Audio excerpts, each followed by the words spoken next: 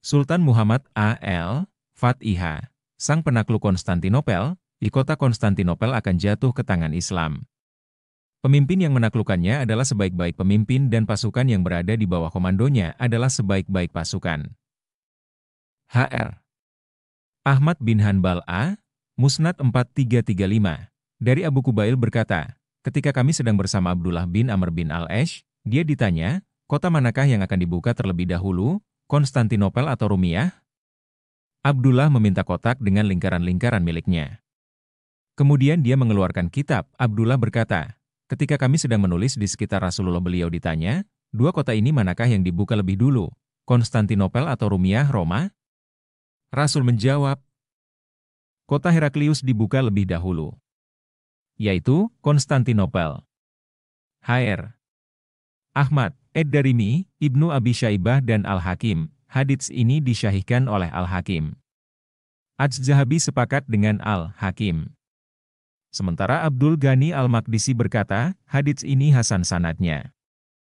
Al-Albani sependapat dengan Al-Hakim dan Az-Zahabi bahwa hadits ini syahih.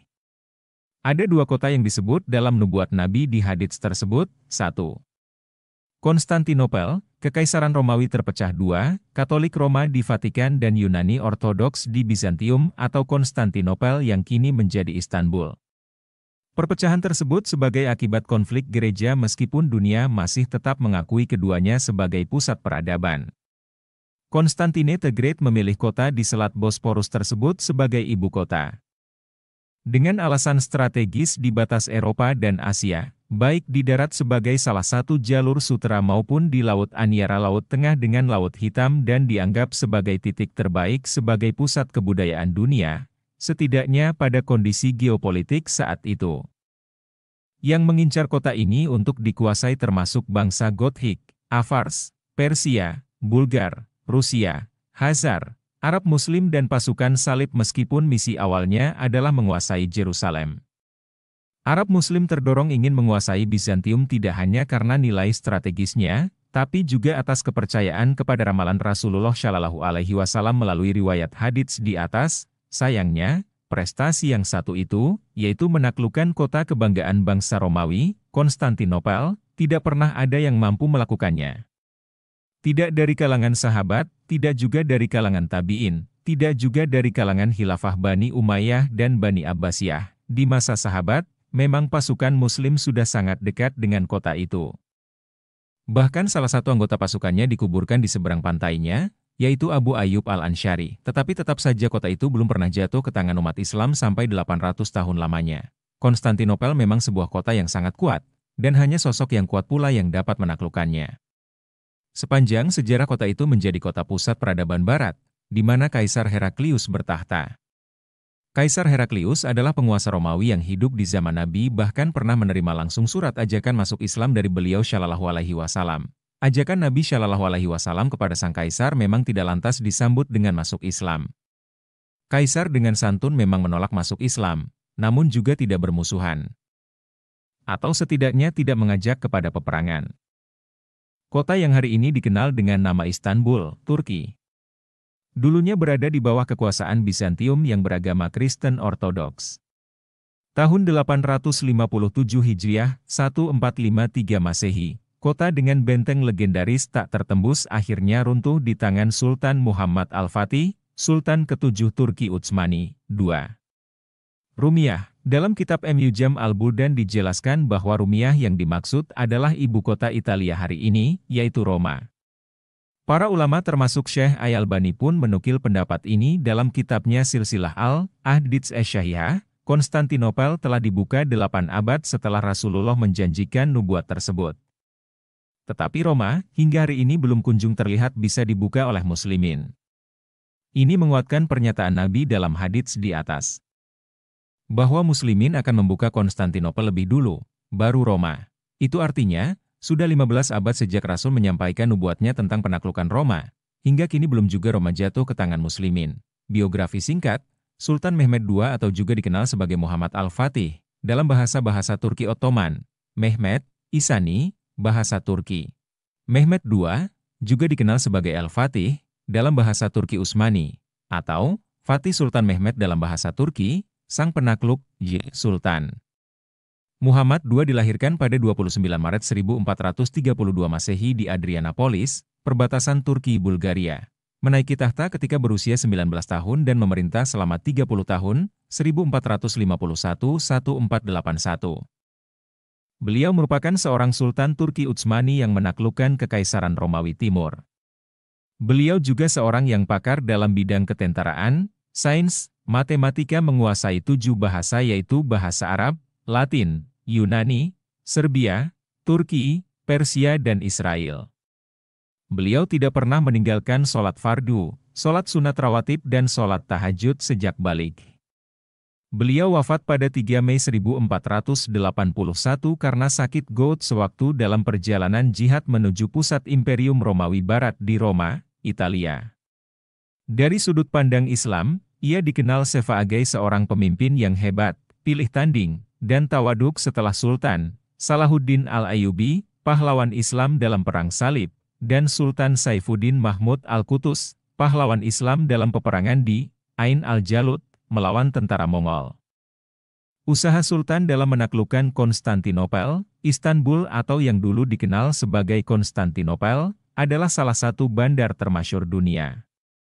Bandar ini tercatat dalam tinta emas sejarah Islam khususnya pada masa Kesultanan Utsmaniyah, ketika meluaskan wilayah sekaligus melebarkan pengaruh Islam di banyak negara. Bandar ini didirikan tahun 330 oleh Maharaja Bizantium yakni Konstantine I. Kedudukannya yang strategis, membuatnya punya tempat istimewa ketika umat Islam memulai pertumbuhan di masa Kekaisaran Bizantium. Rasulullah Shallallahu Alaihi Wasallam juga telah beberapa kali memberikan kabar gembira tentang penguasaan kota ini ke tangan umat Islam seperti dinyatakan oleh Rasulullah Shallallahu Alaihi Wasallam pada Perang Khandaq. Para khalifah dan pemimpin Islam pun selalu berusaha menaklukkan Konstantinopel. Usaha pertama dilancarkan tahun 44 Hijriah di zaman Muawiyah bin Abi Sufyan akan tetapi, usaha itu gagal. Upaya yang sama juga dilakukan pada zaman Khilafah Umayyah. Di zaman pemerintahan Abbasiyah, beberapa usaha diteruskan tetapi masih menemui kegagalan termasuk di zaman Khalifah Harun al-Rashid tahun 190 Hijriah. Setelah kejatuhan Baghdad tahun 656 Hijriah, usaha menawan Konstantinopel diteruskan oleh kerajaan-kerajaan kecil di Asia Timur, Anatolia, terutama kerajaan Seljuk. Pemimpinnya, Alp Arslan, 455465 Hijriah, 1063-1072 Masehi, berhasil mengalahkan Kaisar Roma, Dimonos, Romanus IV Armanus, tahun 463 Hijriah, 1070 Masehi. Akibatnya sebagian besar wilayah Kekaisaran Roma takluk di bawah pengaruh Islam Seljuk. Awal kurun ke-8 Hijriah, Daulah Utsmaniyah mengadakan kesepakatan bersama Seljuk. Kerjasama ini memberi nafas baru kepada usaha umat Islam untuk menguasai Konstantinopel. Usaha pertama dibuat di zaman Sultan Yildirim Bayezid saat dia mengepung bandar itu tahun 796 Hijriah, 1393 Masehi. Peluang yang ada telah digunakan oleh Sultan Bayezid untuk memaksa Kaisar Bizantium menyerahkan Konstantinopel secara aman kepada umat Islam. Akan tetapi, usahanya menemui kegagalan karena datangnya bantuan dari Eropa dan serbuan bangsa Mongol di bawah pimpinan Timur Leng. Selepas Daulah Utsmaniyah mencapai perkembangan yang lebih maju dan terarah, semangat jihad hidup kembali dengan nafas baru. Hasrat dan kesungguhan itu telah mendorong Sultan Murad II, 824863 Hijriah, 1421-1451 Masehi, untuk meneruskan usaha menaklukkan Konstantinopel. Beberapa usaha berhasil dibuat untuk mengepung kota itu tetapi dalam masa yang sama terjadi pengkhianatan di pihak umat Islam. Kaisar Bizantium menabur benih fitnah dan mengocar-kacirkan barisan tentara Islam. Usaha Sultan Murad II tidak berhasil sampai pada zaman anak beliau, Sultan Muhammad Al-Fatih, Mehmed II, Sultan ke-7 Daulah Utsmaniyah. Semenjak kecil, Sultan Muhammad Al-Fatih telah mencermati usaha ayahnya menaklukkan Konstantinopel. Bahkan beliau mengkaji usaha-usaha yang pernah dibuat sepanjang sejarah Islam ke arah itu, sehingga menimbulkan keinginan yang kuat baginya meneruskan cita-cita umat Islam. Ketika beliau naik tahta pada tahun 855 Hijriah, 1451 Masehi, dia telah mulai berpikir dan menyusun strategi untuk menawan kota bandar tersebut. Kekuatan Sultan Muhammad Al-Fatih terletak pada ketinggian pribadinya. Sejak kecil, dia dididik secara intensif oleh para ulama terulung di zamannya. Di zaman ayahnya, yaitu Sultan Murad II, Syekh Muhammad bin Ismail Al-Qurani telah menjadi murabbi Amir Muhammad Al-Fatih. Sultan Murad II telah menghantar beberapa orang ulama untuk mengajar anaknya sebelum itu, tetapi tidak diterima oleh Amir Muhammad. Lalu, dia menghantar Syekh Al-Qurani dan memberikan kuasa kepadanya untuk memukul Amir Muhammad jika membantah perintah gurunya. Waktu bertemu Amir Muhammad dan menjelaskan tentang hak yang diberikan oleh Sultan, Amir Muhammad tertawa. Dia lalu dipukul oleh Syekh Al-Qurani. Peristiwa ini amat berkesan pada diri Amir Muhammad, lantas setelah itu dia terus menghafal Al-Quran dalam waktu yang singkat. Di samping itu, Syekh Aksamseddin Syamsuddin merupakan murabbi Sultan Muhammad Al-Fatih hakiki. Dia mengajar Amir Muhammad ilmu-ilmu agama seperti Al-Quran, hadits, fikih, bahasa Arab, Parsi dan Turki, matematika, falak, sejarah, ilmu peperangan dan sebagainya. Syekh Aksamsuddin lantas meyakinkan Amir Muhammad bahwa dia adalah orang yang dimaksudkan oleh Rasulullah Shallallahu Alaihi Wasallam di dalam hadits pembukaan Konstantinopel. Hari Jumat, 6 April 1453 Masehi, Muhammad II bersama Syekh Aksamsuddin, beserta tangan kanannya Halil Pasha dan Zaganos Pasha merencanakan penyerangan ke Konstantinopel dari berbagai penjuru benteng kota tersebut. Dengan berbekal 250.000 pasukan dan meriam, teknologi baru pada saat itu, para lantas diberikan latihan intensif dan selalu diingatkan akan pesan Rasulullah Shallallahu Alaihi Wasallam terkait pentingnya Konstantinopel bagi kejayaan Islam.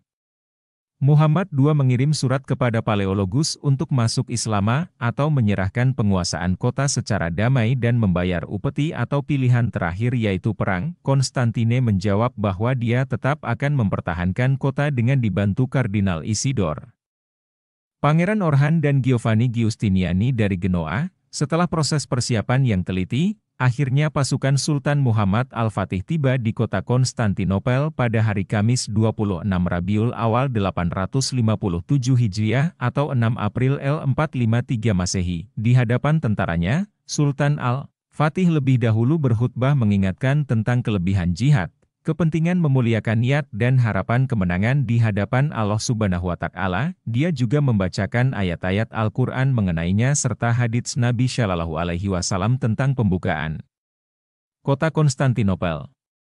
Ini memberikan semangat yang tinggi pada bala tentara dan lantas mereka menyambutnya dengan zikir, pujian, dan doa kepada Allah Subhanahu wa Ta'ala.